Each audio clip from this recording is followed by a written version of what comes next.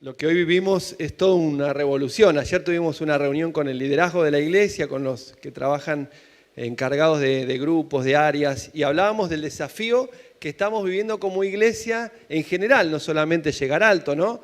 En este proceso que le dijimos como si fuera ya una pospandemia, ¿no? Aunque no diríamos ya del todo, pero como un proceso de pospandemia. Y cómo estamos viviendo esos cambios que están ocurriendo, esas transformaciones, esa nueva manera de ver, esa inseguridad, esa incertidumbre de todo lo que viene, que parece ser que fuera igual que antes, pero no lo es. Y algunas otras cosas, ¿no? Y cómo plantarnos frente a ese futuro, ¿no? Y uno de los temas que queremos compartir en esta noche tiene que ver con la palabra resurgir. ¿Qué es resurgir? Resurgir es justamente volver a surgir, volver a aparecer. Es aparecer o surgir de nuevo, ¿no? Y claro, uno dice, ¿pero qué es? Y bueno, cuando uno habla de surgir algo de nuevo, puede ser desde algo tan banal como una moda hasta algo tan profundo como una relación, ¿no? Puede ser desde un surgir de un estado de ánimo, un resurgir de un estado de ánimo, o puede surgir algo como una amistad, o algo tan profundo como el amor. Bueno, no sé, declara la hermana proféticamente, pero pueden surgir cosas que, ¿no? Uno ya las daba por perdidas, ya las daba por desaparecidas. A veces, si lo llevamos al mundo espiritual, puede resurgir un sentido del llamado de Dios para mucha gente que lo dejó por allá lejos en algún momento de su vida.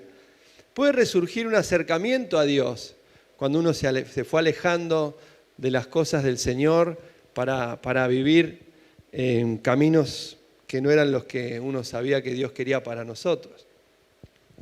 Hoy se habla mucho de la palabra resiliencia, seguramente la han sentido nombrar, que tiene que ver con esa capacidad de adaptarse a las circunstancias adversas o a las adversidades y sacar provecho de ello, ¿no? Restaurarse. La figura de la resiliencia es un resorte. ¿Vieron cómo es el resorte? Que se baja y se vuelve a expandir. Y esa capacidad de resiliencia tiene mucho que ver con esta capacidad de resurgir, porque es justamente surgir después de, ¿no? Un matrimonio que tiene una crisis y que había pensado que el amor ya se le había ido. De hecho, les animo a los que para mantener el amor hace falta trabajarlo. Y por eso hacemos el retiro de matrimonios, para que podamos invertir. Invitamos oradores de primer nivel para que vengan a trabajar con los matrimonios. Después algunos me dicen, pastor, no sé, vemos que a nuestro matrimonio le falta algo. Bueno, hay que invertir en el matrimonio, hay que darle tiempo, hay que saber cómo llevarlo. Es como alguien que tiene un negocio y no aprende las nuevas formas para llevarlo adelante, ¿no? Alguien que tiene una profesión y no se prepara con las nuevas cosas. Es raro que alguien quiera salir adelante de algo que no trabaja, ¿no? El matrimonio no es algo estático. Y así es, en parte esto. Los romanos hablaban del ave fénix. ¿Escucharon hablar del ave fénix? No es un ave que se ve, aunque tiene forma de águila, no era un águila, era una figura mitológica que ellos decían que cada 500 años renacía ¿de dónde? De las cenizas, ¿no? Como que volvía a nacer, volvía a resurgir aquello que se había perdido, aquello que se había esparcido, ¿no? En realidad, cuando hablamos de resurgimiento, hay 4 cosas que quiero hoy compartir. Número 1 es de superación, porque cuando uno habla de resurgir, habla de aprender cosas que pudo superar, ¿no? Uno vuelve a surgir, y el volver a surgir habla de surgir de nuevo de una mejor forma, en una mejor versión de uno mismo, ¿verdad? O en una mejor versión de aquello que fue. Porque ¿quién quiere volver a repetir su fracaso? ¿Quién quiere volver a repetir algo que falló o algo que no llegó a buen puerto, ¿no? Así que número 1 tiene que ver con esto de superación. Número 2, con purificación. ¿no? Tiene que ver con esto de el proceso que implica este nuevo surgir que me lleva a mí a no surgir igual que antes, ¿no? Sino mejor, la versión mejorada, como bien decíamos, ¿no? Entonces, número 1, la superación. Número 2, el surgir de una forma mejorada, con una purificación. Número 3, se relaciona con la palabra metamorfosis. Y la palabra metamorfosis tiene que ver con meta, cambio, morfosis, forma, ¿no? Un cambio de forma, y la figura siempre es ¿cuál? La mariposa, ¿no? Que se transforma ¿de qué? De oruga a mariposa, ¿no? De libélula, y mientras en el proceso va haciendo ese cambio. Ustedes saben que para los que nos siguen y muchos no nos conocen, Llegar Alto, nuestra comunidad de fe, comenzó con un cine debate, eso capaz que lo escucharon, pero no se acuerdan quizás con qué corto. Y el primer cortometraje que comenzamos se llamaba El Circo de la Mariposa, se llama. ¿Alguno vio ese corto? Te lo recomiendo porque está muy bueno. Bueno, ¿qué le voy a decir, no?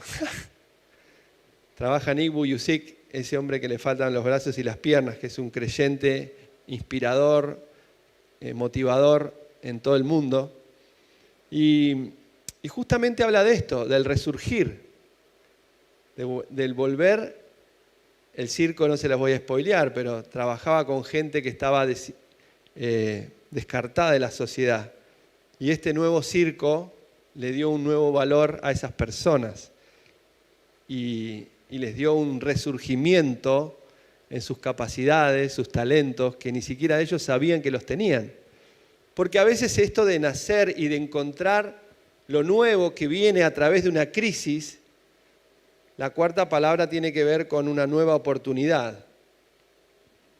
Esta nueva oportunidad que Dios nos da de atravesar por una situación de dolor que lleva a la metamorfosis y transformarnos en algo mejor, porque creemos que vamos en aumento, ¿verdad? ¿Se acuerdan que cuando empezamos la pandemia la palabra que soltamos como iglesia fue vamos a terminar como fuertes, firmes y estables? Y acá estamos. Amén, todavía estamos. Todavía la iglesia camina, sigue adelante. Todavía estamos llevando la palabra del Señor y todavía el reino de Dios avanza. Alguien nos dijo, en estos 2 meses tuvimos más actividad que en los últimos 2 años, pero bueno, es que se están activando los motores, el Señor nos está dando de nuevo impulso, pero este cambio que está viniendo, este resurgir, no viene porque sí, viene por la gracia de Dios, viene por un proceso que nos va a llevar a nosotros mismos, a cada uno de nosotros, ser transformados en esa situación que a cada uno le pega de manera diferente. Digo le pega porque no todos salen indemnes de esta situación. A algunos les pega más en lo económico, otros en lo sentimental, otros en lo emocional por perder a algún familiar, algunos en lo mismo espiritual. Hablamos la semana pasada del cansancio que algunos sentían, o la fatiga. Y hay un caso en la Biblia que seguramente alguna vez lo leíste o lo escuchaste, pero es de la vida de Moisés. No la vida de Moisés como el gran libertador, aquel que llevó al pueblo a cruzar el Mar Rojo, sino el Moisés en el proceso de ser esa persona famosa o usada por Dios para grandes obras.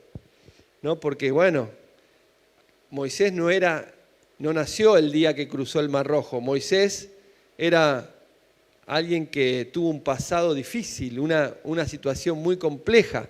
Moisés nace en un tiempo donde se había dado una orden de matar a los niños hebreos y Moisés fue salvado de milagro porque su madre lo dejó en un Moisés. Y fue rescatado por la familia del faraón y terminó siendo un hijo de la hija del faraón, terminó criándose en el palacio. Hasta que cuando fue mayor de edad vio cómo sufrían sus hermanos y ahí tuvo un choque, tuvo una crisis. Vamos a leer algunos versículos bíblicos que están en Éxodo, capítulo 2, y nos cuentan estos 4 versículos cómo la vivió Moisés, su crisis. Un día cuando ya Moisés era mayor de edad, no dice cuándo era, ¿no? Pero algunos dicen puede tener 16, 18, pero había tenido, ¿viste cuando uno toma conciencia de la vida? Fue a ver a sus hermanos de sangre y pudo observar sus penurias. De pronto vio que un egipcio golpeaba a uno de sus hermanos, es decir, un hebreo, y miró entonces a uno y otro lado, y al no ver a nadie, mató al egipcio y lo escondió en la arena. El mismo que abrió el Mar Rojo, ¿no? Y al día siguiente volvió a salir y al ver que dos hebreos peleaban entre sí le preguntó al culpable, ¿por qué golpeas a tu compañero? Y le dijeron, ¿quién te nombró a ti gobernante y juez sobre nosotros? Respondió aquel. ¿Acaso piensas matarme a mí como mataste al egipcio? Esto le causó temor a Moisés, pues pensó, ya se supo lo que hice. Y en efecto, el faraón se enteró de lo sucedido y trató de matar a Moisés, pero Moisés huyó del faraón y se fue a la tierra de Madián, donde se asentó junto a un pozo. La crisis de Moisés.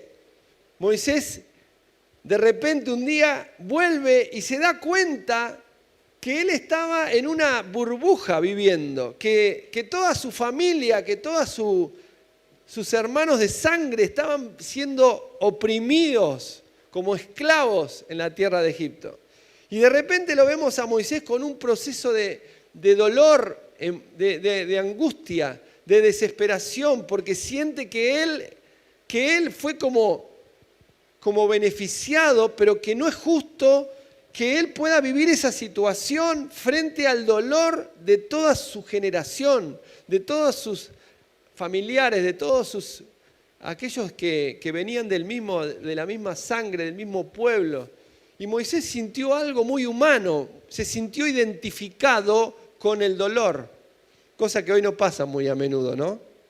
A veces la gente se olvida de dónde nació y cree que no merece o que no tiene nada que ver, pero él se sintió como tocado.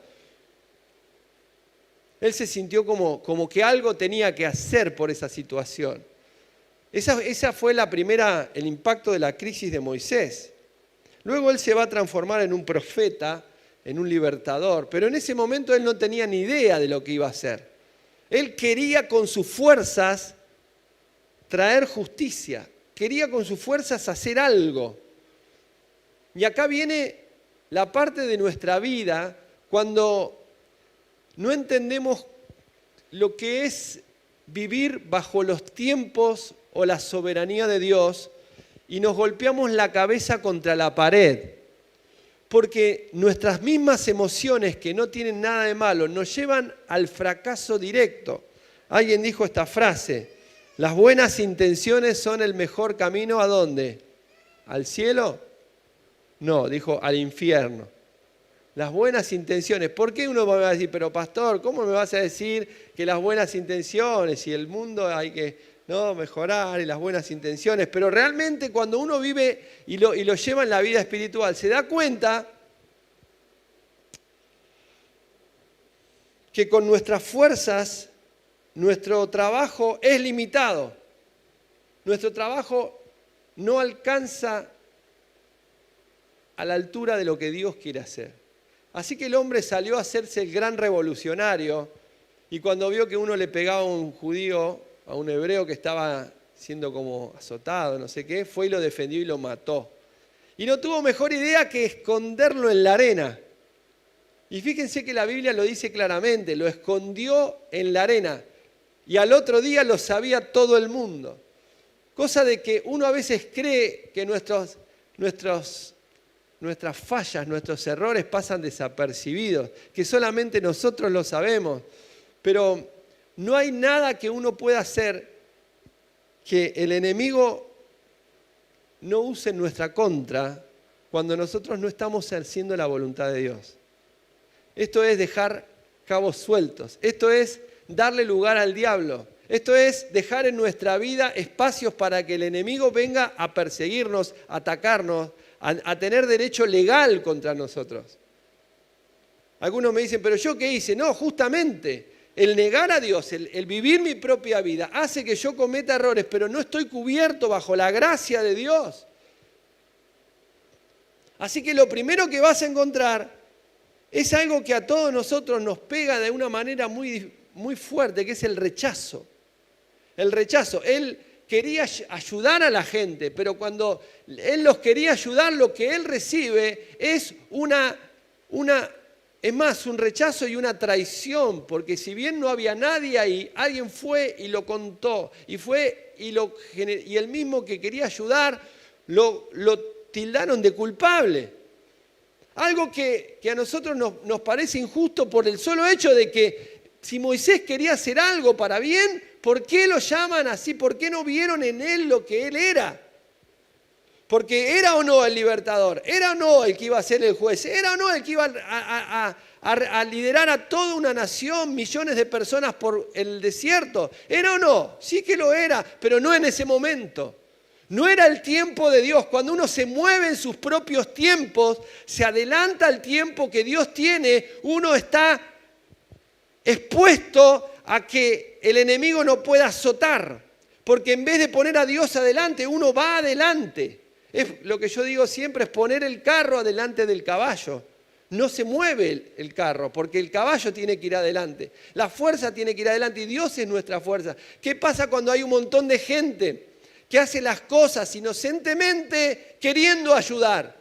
No está mal en el sentido humano, pero sí no es fructífero en el sentido espiritual, porque primero hay que entregar nuestra vida, primero tenemos que dejarnos moldear por Dios, primero tenemos que dejar que sea el Dios el que nos lleve a cumplir su voluntad. Y a veces hay un versículo en Filipenses 2:13, dice, Dios produce el querer como el hacer por su buena voluntad en ustedes. Significa que Moisés haya tenido el sentir, no es que estaba mal, lo que no sabía él, que él todavía no estaba preparado y que tenía que dejar que Dios le muestre cuándo era el tiempo. Cuando uno cree que tiene ese sentido de sentirse superado, creer que uno se las sabe todas y recibe un cachetazo, porque lo que recibió Moisés en ese momento fue un cachetazo. Él, de ser alguien que estaba en el palacio y gozar de los beneficios del palacio. Él entraba, tenía una tarjeta que pasaba y hacía así, se le abrían todas las puertas.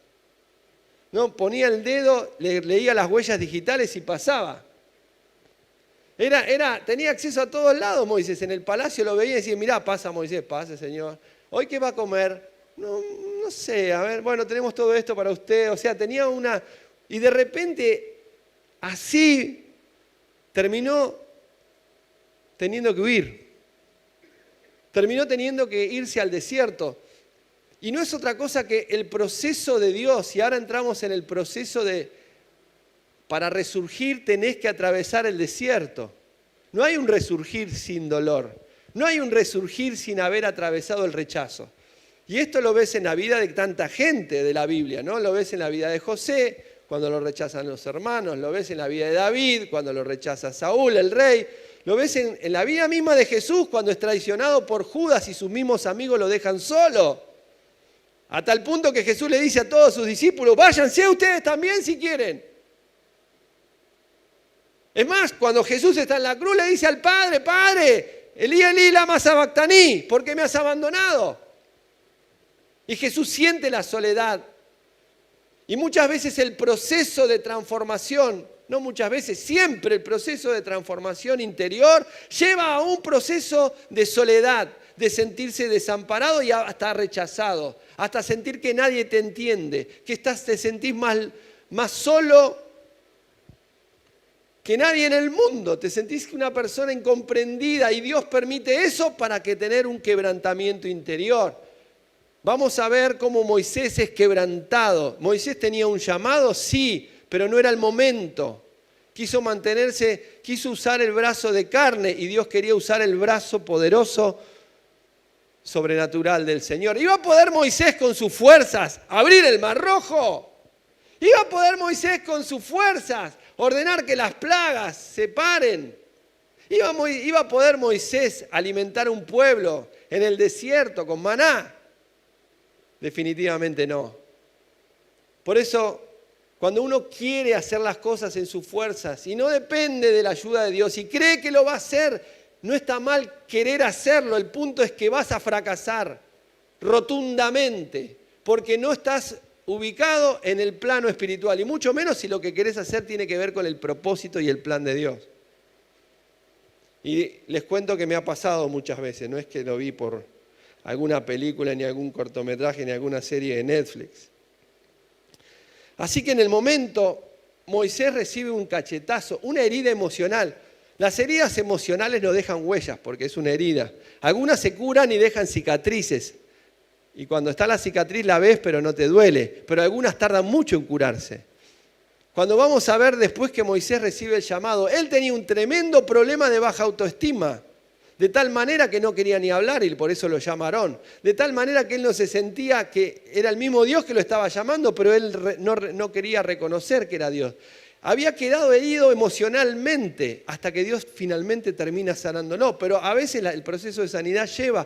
Por eso yo les digo, he visto gente que sirve a Dios y tiene problemas emocionales fuertes, de baja autoestima. Entonces hace las cosas para Dios, pero tiene tantos problemas de heridas emocionales internas que lastima a la gente que está al lado.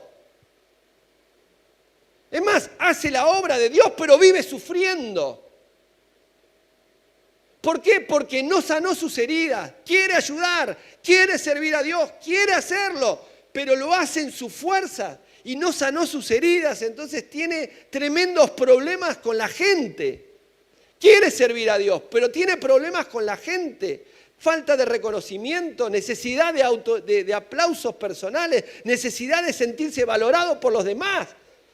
Y es un problema para todos, porque la persona no se sana y genera un malestar porque no quiere que Dios termine la obra de sanidad. Tiene problemas de autoestima. Y fíjate qué le pasó a Moisés, nada más y nada menos.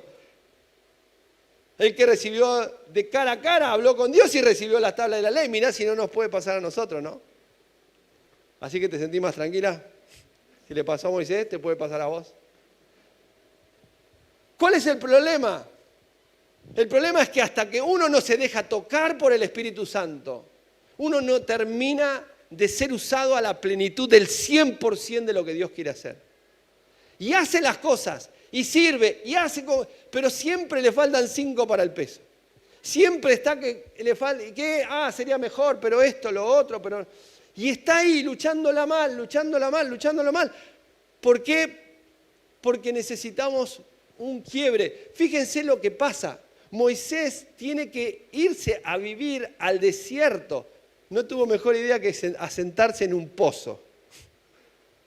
Se fue a vivir al pozo. El pozo de la depresión, el pozo del remordimiento, el pozo de recordar dónde estaba. Imagínate, estaba en ese pozo y a pensar que yo estaba en el palacio del faraón. Y después pensar de que yo quise hacer un bien y me echaron mis propios hermanos. O sea, era para hacerle sanidad interior 10 días seguidos al hermano, ¿viste? Estaba como que no sabía. Primero estaba mal por todo lo que había perdido. Segundo, por ser tan imbécil de dejar todo y salir a quererse hacer el gran héroe. Tercero, porque su mismo hermano le dijeron, vos quién sos, tomate el ave. ¿Querés? O sea, cuarto, porque le había caído el problema que había cometido un asesinato.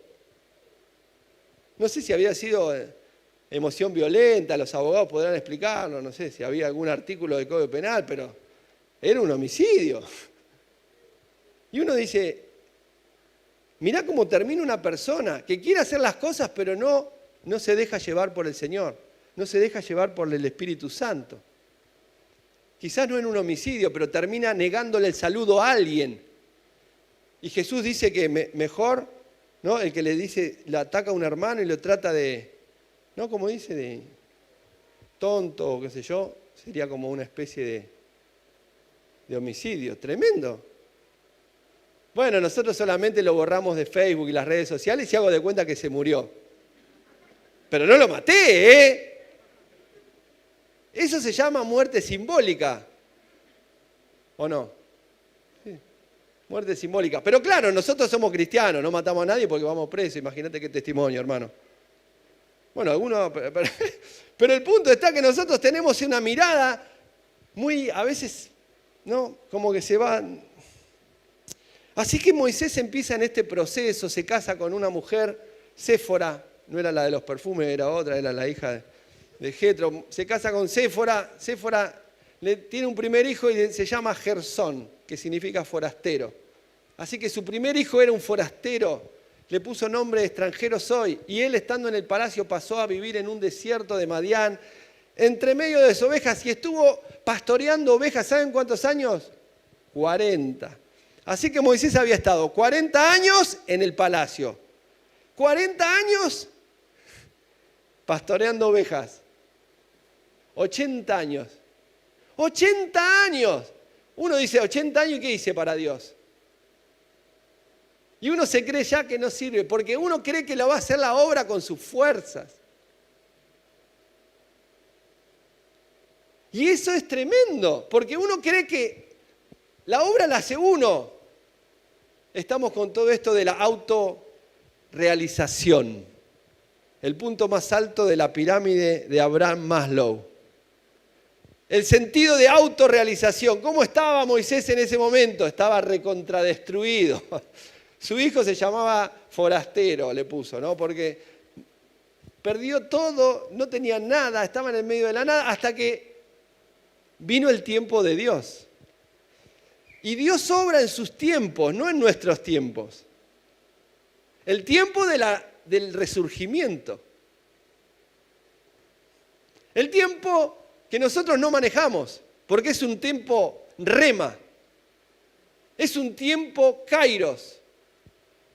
Perdón, es un tiempo kairos, no rema es la palabra que recibió Moisés para ese momento. Es una palabra específica en un tiempo kairos. En griego significa el tiempo oportuno de Dios. El kairos. De repente Moisés ya tenía 80 años cronológicamente, pero para Dios eso es lo de menos, porque lo que Dios está pensando es en sus tiempos. Porque lo que Dios quería de Moisés era su quebrantamiento en el corazón para dejarse guiar por Dios. Ahora, después de 40 años en el desierto, ahora sí Moisés tenía olor a abeja. Y para llevar un pueblo durante muchos años en el desierto, hace falta ser pastor. Moisés no era pastor, Moisés era un funcionario en el palacio del faraón. No tenía ni idea de lo que era bancarse con paciencia las quejas de la gente. Y fue bravo, ¿no? Hasta Moisés en algún momento de todo y más decía. Pero hay un versículo que dice, y Moisés era el hombre más manso de toda la tierra. Tremendo. El mismo tipo que mató al egipcio, luego fue tan cambiado por Dios que dice que era el hombre más manso de toda la tierra. A veces no te dan ganas de matar a alguien en el amor del Señor, ¿no? Como una vez dijo Dante, Señor, llévatelo o te lo mando. Como ese pensamiento de decir, basta con... No, y Moisés llegó a un punto de decir, tenía un grado de transformación, pero fíjate lo que pasó. Mirá cuando vino el Señor, capítulo 3. Capítulo 3 de Éxodo, miren lo que pasa. De repente, un día Moisés estaba cuidando el rebaño de Jetro, su suegro, que era sacerdote de Madián. Llevó las ovejas hasta el otro extremo del desierto y llegó a Horeb, la montaña de Dios, y estando allí el ángel del Señor se le apareció entre la llama de una zarza ardiente y Moisés notó que la zarza estaba envuelta en llama, pero que no se consumía y así que pensó, qué increíble, voy a ver por qué no se consume la zarza. Cuando el Señor vio que Moisés se acercaba a mirar, lo llamó desde la zarza y le dijo, Moisés, Moisés. Y él le dijo, aquí me tienes. No te acerques más, le dijo Dios, quítate la sandalia porque estás pisando tierra santa. Yo soy el Dios de tu padre, Dios de Abraham, Isaac y Jacob. Al oír esto, Moisés se cubrió el rostro, pues tuvo miedo de mirar a Dios. Pero el Señor siguió diciendo, ciertamente he visto la opresión que sufre mi pueblo en Egipto. Los he escuchado quejarse de sus capataces y conozco bien sus penurias. Así que he descendido para librarlos del poder de los egipcios y sacarlos de ese país para llevarlos a una tierra buena y espaciosa, tierra donde abundan la leche y la miel. Y me refiero al país de los cananeos, hititas, amorreos, fereceos, efeos y jebuseos. Y han llegado a mis oídos los gritos desesperados de los israelitas y he visto también cómo los oprimen. Así que disponte a partir. Voy a enviarte al faraón para que saque de Egipto a los israelitas que son mi pueblo. Pero Moisés le dijo a Dios, ¿y quién soy yo para presentarme ante el faraón y sacar de Egipto a los israelitas? Bueno, y después pueden seguir leyéndolo, ¿no? Pero qué momento donde Dios decidió actuar. ¿Ustedes piensan que Dios decidió actuar porque lo vio triste a Moisés? A veces nos creemos que somos el tapón del océano. Nos creemos que Dios va a mover todo porque está pensando en nosotros cómo nos sentimos. Y a Dios no le movió un dedo lo que sentía Moisés. Dios estaba mirando que el pueblo estaba oprimido y que el pueblo ahora estaba clamando y que el clamor del pueblo llegó al oído de Dios y que era el momento para liberar al pueblo. No porque Moisés estaba aburrido con las ovejas en el medio del desierto, sino porque era el tiempo de Dios. Cuando nosotros nos metemos en la agenda de Dios, entonces empezamos a resurgir en la vida. Nuestro resurgimiento no va a partir de nuestras emociones que quieren llegar a la autorrealización y ser famoso y escribir en un coso y salir en la radio y cantar y ganar tu primer millón. Ah, no, ese era otro, perdón. Pero nuestro resurgimiento está por entrar en el plano de Dios. Mirá si no resurgió Moisés, ¿no? Que pasó de estar en un desierto cuidando ovejitas a ser la persona más reconocida. Miren, es la persona que reconocen todos, los judíos, los cristianos, hasta los musulmanes, todos reconocen a Moisés como el gran libertador. Tremendo. Una persona que llegó a un quebrantamiento, pero fue el que Dios usó.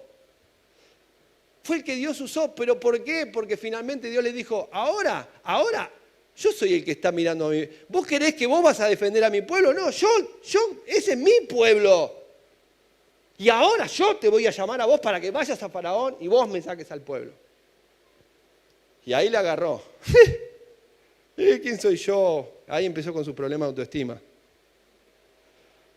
Y Dios lo fue tratando, ¿no? Pero eso es otra prédica. Así que ya no era Moisés el mismo, ya Moisés no se llevaba el mundo por delante, ahora Moisés estaba dependiendo de Dios, ahora Moisés estaba diciendo, Señor, que lo que vos quieras yo iré, y obedeció y salió y dejó las ovejas y se fue a buscar al pueblo de Israel. Ahora entendió que él estaba capacitado, ya no por humanamente, sino por lo que Dios había hecho en él. Cuando llega el tiempo del resurgimiento es cuando Dios ya te preparó, ni te diste cuenta, pero ya te preparó para ese momento. Te das cuenta después cuando viste por qué había fracasado antes, porque te faltaban algunas cosas que vos creías que no te faltaban, pero sí te faltaban, porque si no, no hubiera fallado. Así que el Señor escribió la historia y ahí, hablando un poco con Moisés, le dijo, tranquilo, yo estoy en control de todo. Y en el medio le explicó la santidad. Y le dijo, Moisés, sacate los zapatos, querido. Sacate los zapatos. Esto no se trata de la obra humana, esto se trata del temor de Dios. Esto se trata del temor a Dios. El que le estaba hablando era el Creador. El que le estaba hablando era el Omnipotente. Y Moisés tenía que reconocer esa soberanía del Todopoderoso y reconocer su santidad. Y por otro lado, reconocer su necesidad de ser purificado por el Señor.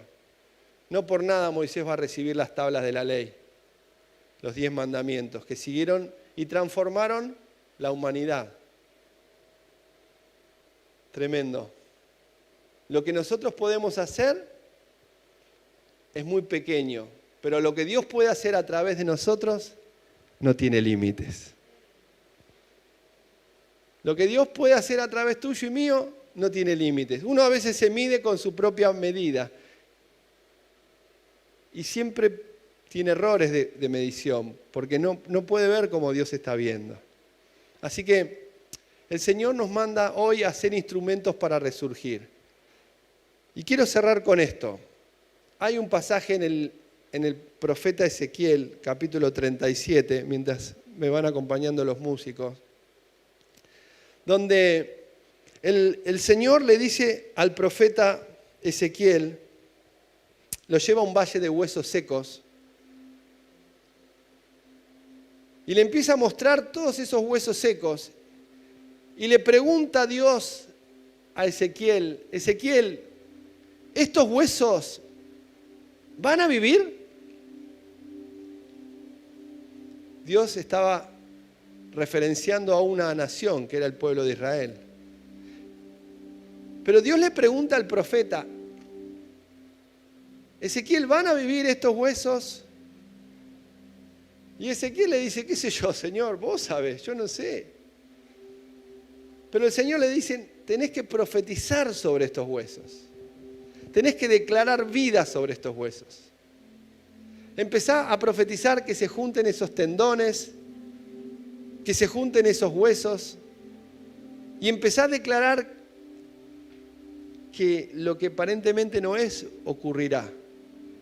Y cuando el profeta empezó a declarar la palabra, empezó a profetizar, obedeciendo lo que el Señor le daba, esos huesos comenzaron a armarse. Pero todavía no tenían vida.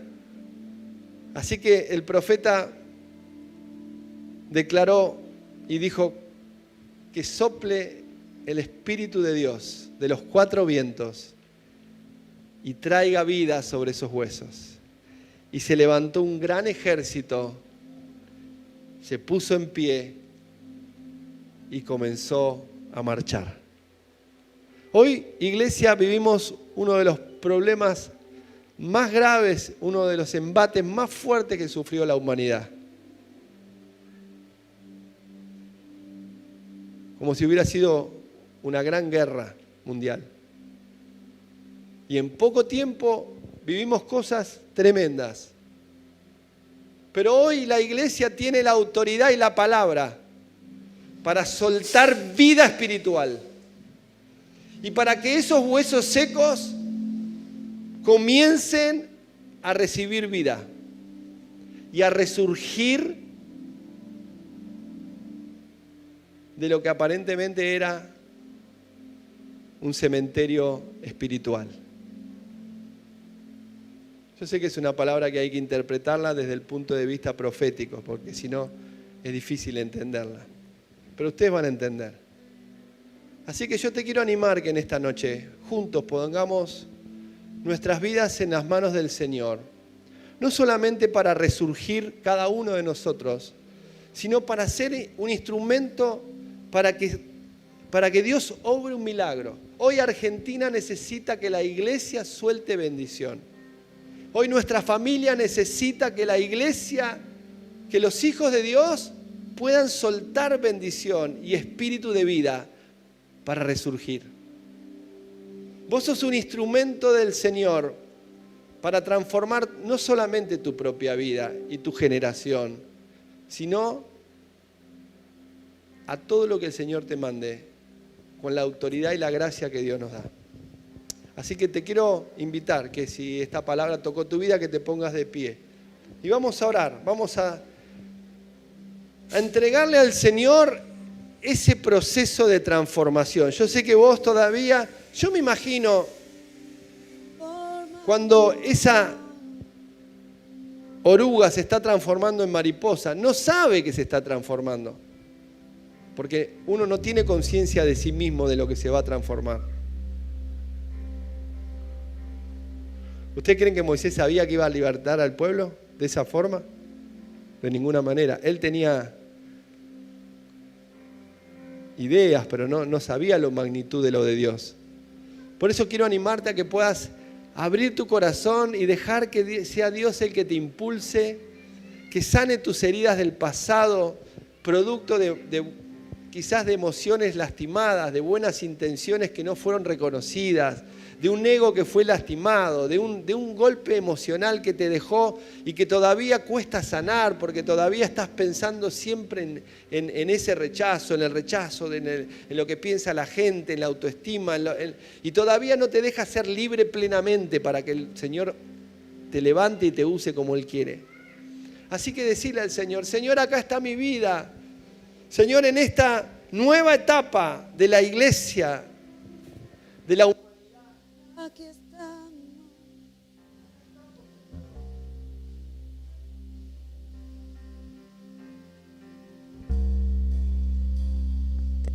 acá Acá estamos, Señor. Acá estamos, Señor. Estamos dispuestos para hacer tu voluntad. Acá estamos, Señor. Ha sido largo el camino. Señor, nosotros no entendemos todo lo que hemos atravesado y por qué lo hemos atravesado. No entendemos tus tiempos. No entendemos tus tiempos, Señor.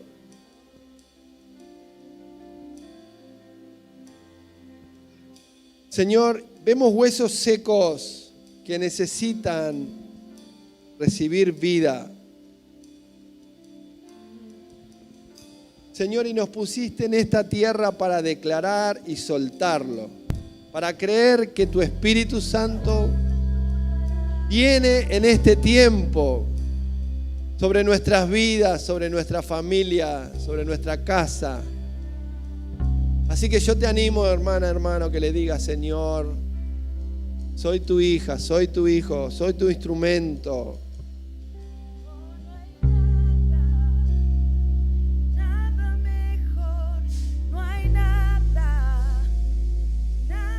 Sé restaurada ahora en el nombre de Jesús. Deja que la zarza arda. Deja que la zarza arda, que la voz te toque en lo más profundo. Que sea la voz, su voz, no nuestra voz, su voz.